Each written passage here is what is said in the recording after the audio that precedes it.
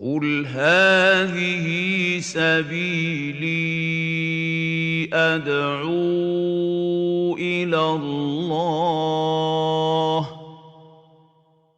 على بصيرة أنا ومن اتبعني وسبحان الله وما أنا من المشركين. الحمد لله رب العالمين والصلاة والسلام على أشرف الأنبياء والمرسلين نبينا محمد وعلى آله وصحبه أجمعين وبعد. عن معقل بن يسار رضي الله تعالى عنه أن النبي صلى الله عليه وآله وسلم قال: اقرأوا على موتاكم ياسين. رواه أبو داود والنسائي وصححه Ibn Hibban. Dans ce hadith qui est rapporté par Abu Daoud ou Nasa'i et qui est authentifié par Ibn Hibban, le prophète sallallahu alayhi wa sallam a dit: lisez sur vos morts Yasin, c'est-à-dire la sourate Yasin. Ce hadith est rapporté par le compagnon Ma'qil ibn Yasar, radiyallahu ta'ala anhu. À propos de ce hadith, nous traitons ici deux questions. La première concerne l'authenticité de ce hadith et la deuxième concerne la compréhension du texte de ce hadith. Pour ce qui est de son authenticité, ce hadith a été également rapporté par Ahmed ou Ibn Majah min hadith Sulayman al-Taymi an Abi Uthman an Abihi an Ma'qil ibn Yasar. Donc également, l'imam Ahmed et également Ibn Majah ont rapporté ce hadith de Sulayman al-Taymi, qui lui le rapporte de Abi Uthman, qui lui le rapporte de son père et qui lui le rapporte de Ma'qil ibn Yasar, le sahabi. Dans une autre version, l'imam al-Nasa'i ou Ibn Majah n'ont pas rapporté dans la chaîne de transmission, dans l'isnad, an abi, c'est-à-dire que dans la chaîne de transmission, c'est Abi Uthman qui rapporte directement de Ma'qil ibn Yasar et qui ne le rapporte pas de son père.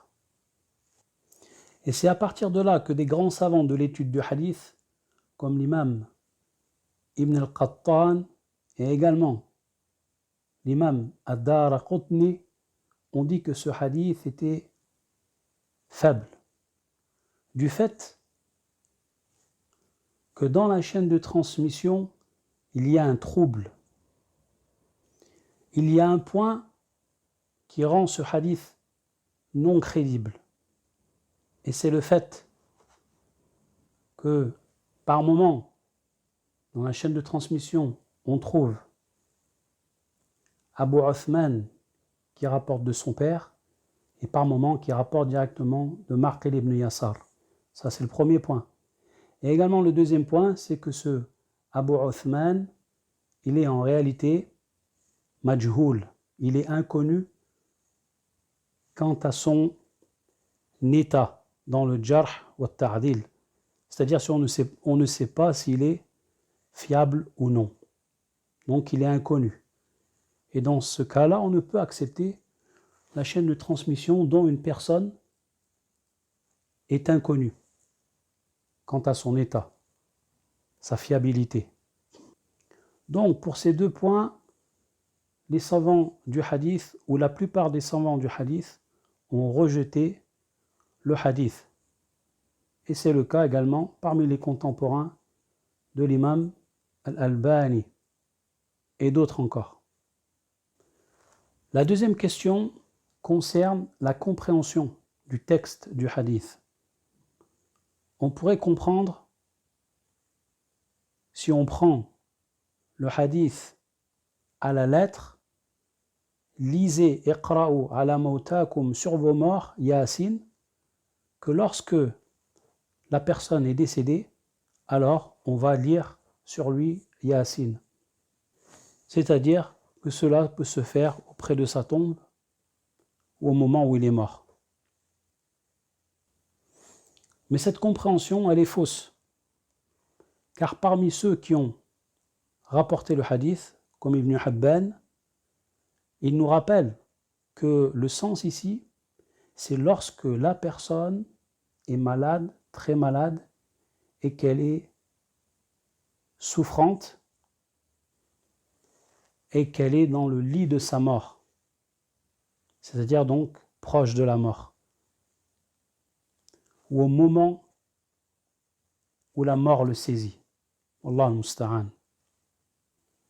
Et c'est également ce que rapporte l'imam Ahmed dans son Musnad, d'un athar qui va dans ce sens, où certains parmi les gens lisaient sur les morts Yasin, et cela, c'est-à-dire au moment où la personne va mourir, عند الموت, lorsque la mort saisit la personne, lisez donc Yasin, et cela avait pour effet d'alléger la peine, d'alléger la souffrance de la mort pour cette personne-là, sur qui on lisait Surat Yasin.